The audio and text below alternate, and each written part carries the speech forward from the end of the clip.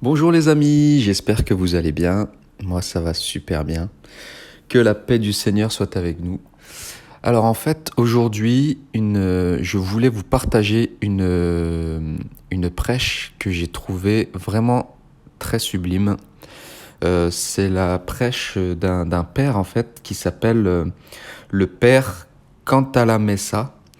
Une prêche qui a été faite le 15 mars 2019 et qui a été traduite. Alors pourquoi je vous la cite parce que en fait, elle est remplie de très très belles références, notamment des références de Pascal dans les Pensées, de La Rochefoucauld, des Maximes de La Rochefoucauld, bien sûr plein d'extraits de l'Évangile, aussi des Maximes de Saint Jean de la Croix, de Saint Augustin et de Saint Thomas d'Aquin. Donc c'est du lourd. Bon, j'espère que ça va pas être trop long, que je ne vais pas vous endormir. Donc je vais essayer d'être assez actif dans la lecture. Alors, je cite. Nous savons que pur et pureté ont dans la Bible, comme du reste dans le langage commun, un sens très étendu. L'Évangile insiste particulièrement sur deux domaines, la rectitude des intentions et la pureté des mœurs. À la pureté des intentions s'oppose l'hypocrisie, et à la pureté des mœurs s'oppose l'abus de la sexualité. Dans le domaine moral, le mot pureté fait généralement référence à un certain comportement dans la sphère de la sexualité, marqué par l'exigence de respecter la volonté du Créateur et la finalité intrinsèque de la sexualité elle-même. Nous ne pouvons entrer en contact avec Dieu qui est esprit autrement que par notre esprit. Mais le désordre, ou pire, les aberrations dans ce domaine ont pour effet, comme chacun sait, d'obscurcir l'intelligence. C'est comme lorsque quelqu'un remue les pieds dans un étang, il soulève la boue qui est au fond et elle trouble toute l'eau. Dieu est lumière et cette personne déteste la lumière. Donc le péché d'impureté empêche de voir le visage de Dieu, ou s'il le laisse voir, il le fait voir tout déformé. Il fait de Dieu non pas l'ami, l'allié et le père, mais l'adversaire, c'est-à-dire l'ennemi. L'homme charnel est rempli de concupiscence. Il désire les choses des autres et la femme des autres. Dieu lui apparaît comme celui qui barre la route à ses mauvais désirs par ses péremptoires. Tu dois, tu ne dois pas. Le péché suscite dans le cœur de l'homme une rancœur sourde contre Dieu, au point que si cela dépendait de lui, il choisirait que Dieu n'existât pas du tout. Alors là, je me permets un petit commentaire, c'est très clair, c'est ce qu'on... beaucoup de athées sont athées, car s'ils se mettent à croire en Dieu, ils n'ont pas forcément envie d'assumer toutes les exigences qui vont derrière. Aujourd'hui, cependant, plutôt que sur la pureté des mœurs, je voudrais insister sur l'autre sens de l'expression « cœur pur », c'est-à-dire sur la pureté ou la droiture des intentions. En pratique sur la vertu contraire à l'hypocrisie. En ce sens, le temps liturgique que nous vivons peut nous orienter. Nous avons commencé le carême le mercredi des cendres en réentendant les avertissements de Jésus. Je cite Matthieu 6, versets 1 à 18. « Quand tu fais l'aumône, ne fais pas sonner la trompette devant toi, comme les hypocrites. Quand vous priez, ne soyez pas comme les hypocrites, et quand vous jeûnez, ne prenez pas un air abattu comme les hypocrites. » Il est surprenant de constater à quel point le péché d'hypocrisie, celui que Jésus dénonce le plus dans les évangiles, entre peu dans nos examens de conscience ordinaires. N'ayant de mon côté trouvé dans aucun d'entre eux la question, je cite, « Ai-je été hypocrite ?» J'ai dû me la poser moi-même et j'ai rarement pu passer à la question suivante indemne. Le plus grand acte d'hypocrisie serait de cacher sa propre hypocrisie, se la cacher à soi-même et aux autres, parce qu'à Dieu c'est impossible. L'hypocrisie est en grande partie vaincue dès qu'on la reconnaît. Et c'est ce que nous nous proposons de faire dans cette méditation, de reconnaître la part d'hypocrisie plus ou moins consciente qu'il y a dans nos actions. L'homme, a écrit Pascal, a deux vies. L'une est la vie réelle, l'autre est la vie imaginaire qu'il pense vivre dans l'opinion des gens. Nous travaillons sans cesse à embellir et à préserver notre être imaginaire et nous négligeons notre être véritable. Si nous possédons une vertu ou un mérite quelconque, nous prenons bien soin de le faire savoir d'une manière ou d'une autre, pour enrichir notre être imaginaire de telles vertus ou de tels mérites, jusqu'au point d'être des lâches, pourvu de paraître vaillants et même de donner la vie, pourvu que les gens en parlent. Essayons de découvrir l'origine et la signification du terme hypocrisie. Le mot vient du langage théâtral. À l'origine, il signifiait simplement réciter, représenter sur la scène. L'élément intrinsèque de mensonge qu'il y a dans toute la représentation théâtrale, malgré la haute valeur morale et artistique qu'on peut lui reconnaître, n'échappait pas aux anciens. D'où le juge négatif qu'on portait sur le métier d'acteur, réservé à certaines époques aux esclaves et même interdit par les apologistes chrétiens. La douleur et la joie qui y sont représentées ne sont ni la vraie douleur, ni la vraie joie, mais l'apparence, l'affectation. Les mots et les attitudes extérieures ne correspondent pas à la réalité intime des sentiments. Ce qui est sur le visage n'est pas ce qui est dans le cœur. Donc nous employons le mot fiction dans un sens neutre ou même positif. C'est un genre littéraire et de spectacle très à la mode de nos jours. Les anciens lui donnaient le sens qu'il a réellement, celui de fiction.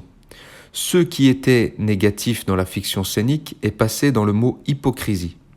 Ce mot, initialement neutre, est devenu un mot exclusivement négatif, un des rares mots ayant des sens tout à fait et uniquement négatifs. Il y a ceux qui se vantent d'être orgueilleux ou libertins, mais personne ne se vantera jamais d'être hypocrite. L'origine du terme nous met sur la piste pour découvrir la nature de l'hypocrisie, qui est de faire de la vie un théâtre dans lequel on récite pour un public, d'endosser un masque, de cesser d'être une personne pour devenir un personnage. Le personnage n'est rien d'autre que la corruption de la personne est un visage, le personnage un masque. La personne est nudité radicale, le personnage est tout vêtement. La personne aime l'authenticité et ce qui est essentiel, le personnage vit de fiction et d'artifice. La personne obéit à ses propres convictions, le personnage obéit à un script. La personne est humble et légère, le personnage est lourd et encombrant. Donc cette tendance innée de l'homme est fortement accrue par la culture actuelle dominée par l'image. Cinéma, télévision, Internet, tout repose désormais principalement sur l'image. Descartes déclarait « Cogito ergo sum », je pense donc je suis. Mais aujourd'hui, on a tendance à remplacer cette expression par « j'apparais donc je suis ». Un moraliste célèbre a défini l'hypocrisie comme étant un hommage que le vice rend à la vertu. Cela mine principalement les personnes pieuses et religieuses. Un rabbin du temps du Christ disait que 90% de l'hypocrisie du monde se trouvait à Jérusalem. La raison en est simple. Là où on estime le plus les valeurs de l'esprit, de la piété et de la vertu, là aussi la tentation de faire semblant d'en être pourvu pour ne pas en paraître privé sera plus forte. Un danger provient également de la multitude de rites que les personnes pieuses ont l'habitude d'accomplir et des prescriptions qu'elles se sont engagées à observer. S'ils ne sont pas accompagnés d'un effort continu pour y insérer une âme, par amour, pour Dieu et pour le prochain, ces rites deviennent des coquilles vides. Ces choses, dit saint Paul en parlant de certains rites et ordonnances externes, ont des airs de sagesse, de religion personnelle, d'humilité et de rigueur pour le corps, mais ne sont d'aucune valeur pour maîtriser la chair. Dans ce cas, les gens conservent, dit l'apôtre, l'apparence de la piété tout en renonçant à leur force intérieure. Lorsque l'hypocrisie devient chronique, elle crée, autant dans le mariage que dans la vie consacrée, comme une double vie, l'une publique, claire, l'autre cachée, et souvent une vie diurne, l'autre nocturne. C'est l'état spirituel le plus dangereux pour l'âme, d'où il devient très difficile de sortir, à moins que quelque chose n'intervienne de l'extérieur pour briser le mur à l'intérieur duquel on s'est enfermé. C'est ce que Jésus décrit avec l'image des sépulcres blanchis. Je cite Matthieu, chapitre 23, versets 27-28. « Malheureux êtes-vous, scribes et pharisiens hypocrites, parce que vous ressemblez à des sépulcres blanchis à la chaux. À l'extérieur, ils ont une belle apparence, mais l'intérieur est rempli d'ossements et de toutes sortes de choses impures. C'est ainsi que vous, à l'extérieur, pour les gens, vous avez l'apparence d'hommes justes, mais à l'intérieur, vous êtes plein d'hypocrisie et de mal. » Si nous nous demandons pourquoi l'hypocrisie est tellement en abomination devant Dieu, la réponse est claire. Tout simplement car l'hypocrisie est mensonge, elle cache la vérité. De plus, dans l'hypocrisie, l'homme décline Dieu, le met à la deuxième place, plaçant les créatures, le public en premier. C'est comme si en présence du roi, on lui tournait le dos pour ne prêter son attention qu'aux domestiques.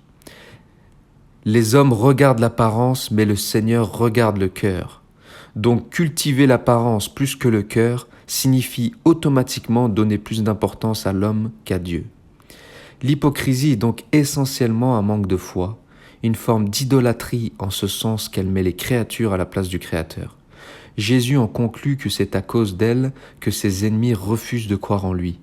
Comment pourriez-vous croire, vous qui recevez votre gloire les uns des autres et qui ne cherchez pas la gloire qui vient du Dieu unique ? Je viens de citer Jean, chapitre 5, verset 44. L'hypocrisie manque aussi de charité envers les autres, car elle a tendance à n'en faire que de simples admirateurs.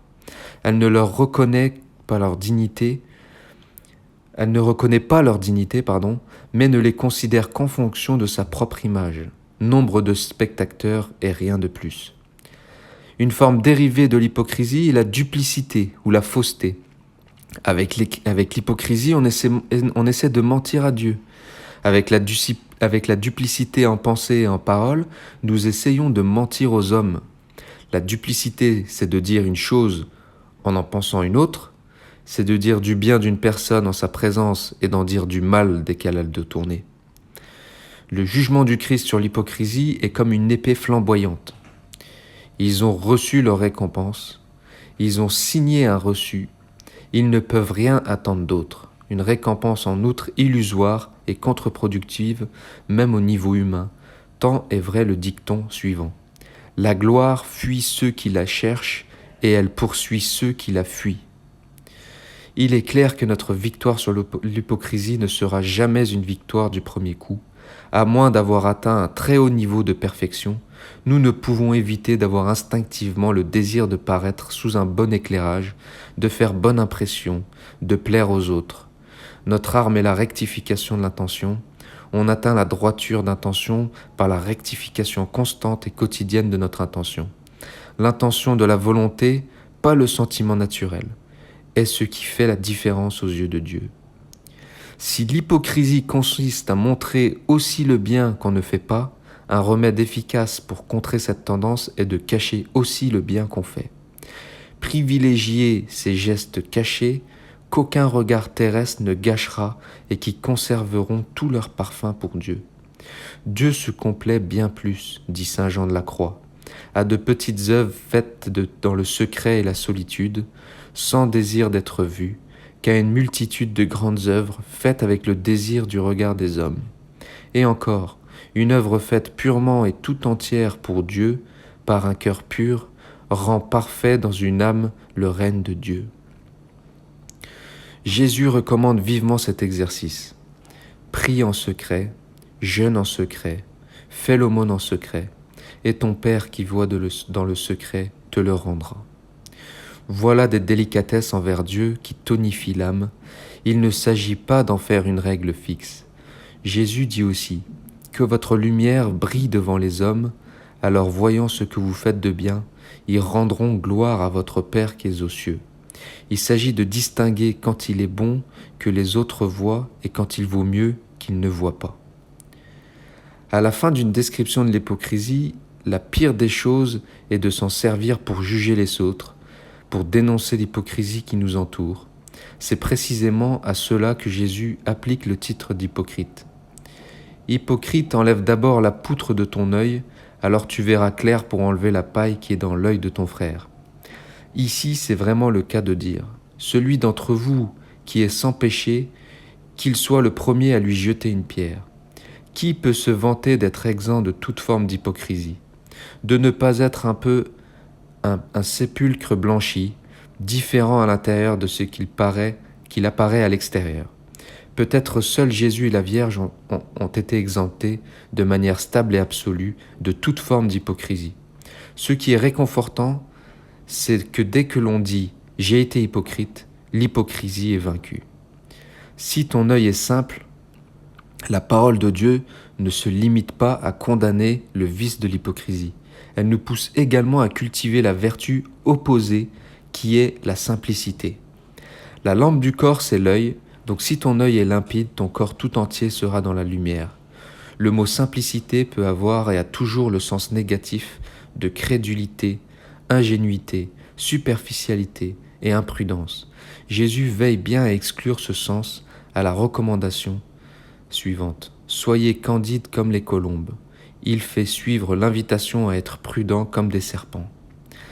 Saint Paul reprend et applique l'enseignement évangélique de la simplicité à la vie de la communauté chrétienne. Dans sa lettre aux Romains, il écrit « Que celui qui donne le fasse sans calcul ». Il parle d'abord de ceux qui, dans la communauté, sont préposés aux œuvres de charité, mais la recommandation s'applique à tous, non seulement à celui qui donne de son argent, mais aussi à qui donne de son temps, de son travail. L'idée est de ne pas faire peser ce que l'on fait pour les autres. Alessandro Manzoni, qui dans son roman Les fiancés a si bien incarné l'esprit de l'Évangile, a une scène très délicate à cet égard. Je la cite. Le bon tailleur du village, ici s'interrompit de lui-même, comme surpris par une pensée. Il resta un moment immobile, puis il fit un plat de chacun des mets qui se trouvaient sur la table. Il joignit un pain, mit le plat dans une serviette, et le tenant par les 4 coins, il dit à l'aînée de ses petites filles « Prends ceci ».